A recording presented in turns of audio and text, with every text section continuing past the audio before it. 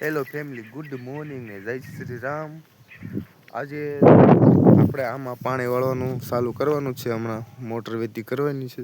એટલે સવારમાં આટો મારવા આવી ગયા છીએ આપણે.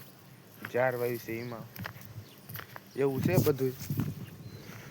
અને આપણે આ બાજુ પણ તુર છે એ વીણવાની છે. તમે જોવો આવું છે બધું.